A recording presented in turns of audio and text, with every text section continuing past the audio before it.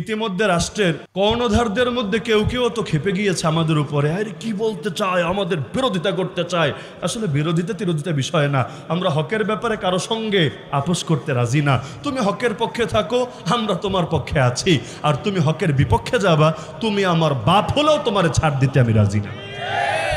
তাহলে মাজারের ব্যাপারে একটা মূলনীতি মাথায় গেঁথে রাখেন খুব ভালো করে।